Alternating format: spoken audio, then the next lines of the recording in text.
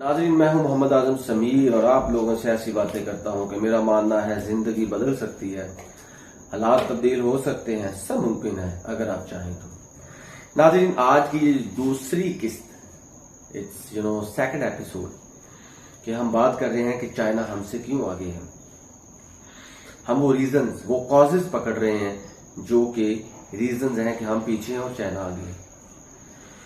तो मैंने अपने पहले किस्त में बताया था कि चाइना हमसे क्यों आगे है कि वो मेहनती है, वो हमसे ज्यादा मेहनती है। आज के मैं दूसरी किस्त में ये बता रहा हूं कि जो दूसरी रीजन है कि चाइना हमसे क्यों आगे है, तो उनका एजुकेशन सिस्टम हमसे अच्छा है। ये याद रखें, चाइना का एजुकेशन हमसे बहुत आगे है। वो कैसे? देखें, चाइना की जो टॉप की यूनिवर्सिटीज हैं उनमें जो टॉप 100 रैंकिंग यूनिवर्सिटीज है उनमें तकरीबन 8-10 यूनिवर्सिटीज चाइना की आती हैं। और वहां पे जो यूनिवर्सिटीज का स्ट्रक्चर है वो इस तरह है कि उनकी जो टॉप 9 यूनिवर्सिटीज हैं, टॉप 9 ज्यूशुए जिसको कहते हैं, ज्यू दाशुए, 9 यूनिवर्सिटीज जो उनकी हैं वो टॉप लेवल की है। जैसे कि शिंखुआ यूनिवर्सिटी है, यूएसटीसी है, चोंगो शहो खशीताशुए, फुदान यूनिवर्सिटी है। इसके अलावा यहाँ पे चिजियांग यूनिवर्सिटी है, पीजिंग यूनिवर्सिटी है, पिचिंग ताशुए, पीकिंग यूनिवर्सिटी जिसको कहते हैं।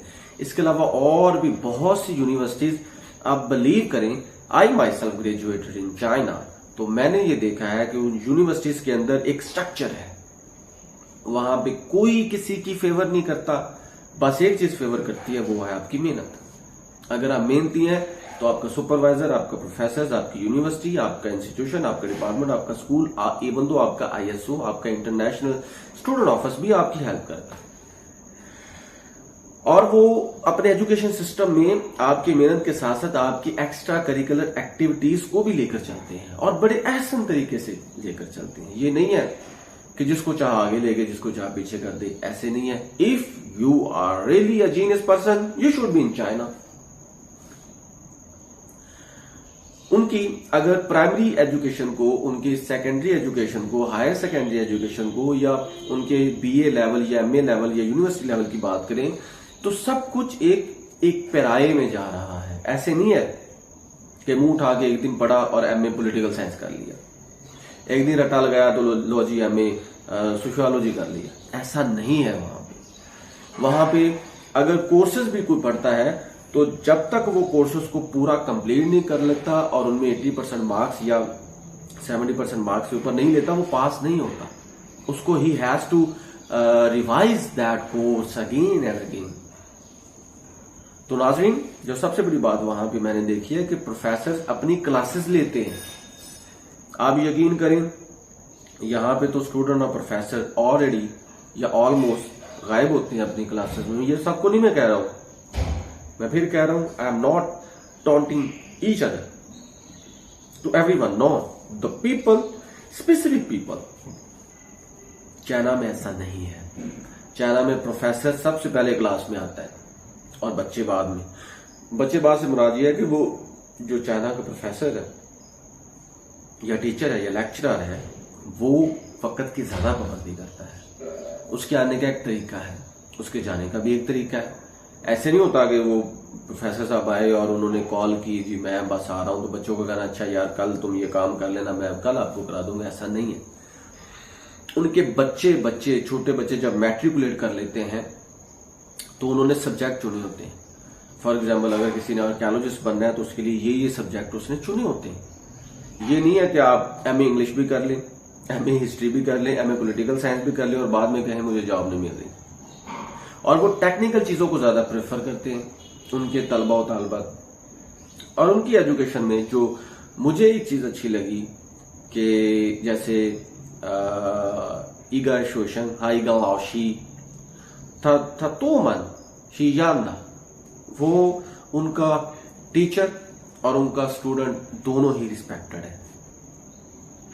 और उनका जो एक शोषण जिसको स्टूडेंट कहते हैं, जो तालिब इल्म कहते हैं, वो अपने जो टीचर है उसको ऑनर देता है, उसको रियली रिस्पेक्ट देता है दिल से। ये नहीं दिखाने के लिए जैसे कि हम यहाँ पे कहते हैं कि जी वो मैं उसकी इज्जत करता हूं ताकि वो मुझे नंबर दे दे, ऐसी बात नहीं है। रियल रिस्पेक्ट है। और मैं आपको एक और बात बताता चलूं जो उनकी एजुकेशन में है और हमारी एजुकेशन में है, वो ये है कि तालिब इल्म और प्रोफेसर दोनों के अंदर एक सिमेट्री है, एक हार्मनी है। टीचर समझ आता है कि स्टूडेंट क्या कर रहा है और स्टूडेंट भी समझ आता है कि उसने टीचर को कैसे हैप्पी करना है, पढ़ के मेहनत करके, ना कि कुछ चीज खिला के या अपनी बातों में लेके या उसे फ्रेंडशिप करके। और उनकी एजुकेशन में लड़का और लड़की बोथ आर इक्वल, न्यू हार और नॉन हार तो शी जानदा। लड़का भी एक है, एक ही रिस्पेक्ट पाता है और लड़की भी। हमारे अनफॉर्चुनेटली हमारे इंस्टीट्यूशन में ऐसा नहीं है। मैं सबको नहीं कह रहा हूं, लेकिन इस फर्क को खत्म करो, आपकी मेहरबानी। आप यकीन करें वहां पे लड़की को भी वैसे ट्रीट किया जाता है जैसे लड़के को। ये नहीं है कि अगर वो लड़की है तो उसको ज्यादा नंबर दे दिए, ऐसा कतन नहीं है पूरी चाइना में। और देख लें उन्होंने इस फर्क को मिटा दिया तो अब देखें वो कहां पे खड़े, उनका एजुकेशन सिस्टम कहां पे खड़ा हुआ है। तो नाज़रीन, मैंने आपसे जो आखिर में ये दो बातें बड़ी इंपॉर्टेंट वो ये हैं, खुदारा अगर आप तालिब इल्म हैं तो मेहनत करो, चाइना को फॉलो करो, अपने सब्जेक्ट्स को चुनो, जो आपने जिंदगी में बनना है उसको अभी से अज्यूम कर लो कि आपके अंदर जो क्वालिटी है उनको बाहर लेकर आओ। आप जो कर सकते हैं वो करो, बंक ना मारो स्कूल से मत भागो, यूनिवर्सिटी से मत भागो, यूनिवर्सिटी में जाके बुरे कामों में इन्वॉल्व मत हो जो। आपकी मेहरबानी, ये मुल्क इसको आगे लेकर चलो। और दूसरी बात, अगर आप टीचर हैं, उस्ताद हैं, तो मेहरबानी आप यकीन करें, बहुत रिस्पेक्टेड है, मैं भी एक उस्ताद हूं, लेकिन जो मैंने इदारों में देखा है, इंस्टीट्यूशन में देखा है, खुदारा सिर्फ बच्चों को पढ़ाएं बल्कि बच्चों को ट्रेन करें। देखें, खाली वो कहते हैं ना, तालीम भी और तरबियत भी, ये दो चीजें आपके अंदर होनी चाहिए। और सबसे बड़ी बात, बीइंग अ टीचर, आपके अंदर ऑनेस्टी होनी चाहिए। Honesty is the best policy. तो अगर आपको मेरी बातें अच्छी लगी हो और ये दूसरे किस्त अच्छी लगी हो तो मेरे चैनल को जरूर सब्सक्राइब करें। मैं आपके लिए ज्यादा से ज्यादा वीडियोस लेकर आ रहा हूं।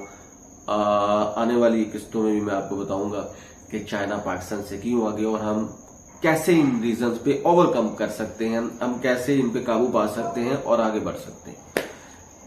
मेरे चैनल को जरूर सब्सक्राइब करें। मिलते हैं अगले किस्त में। Thank you so much.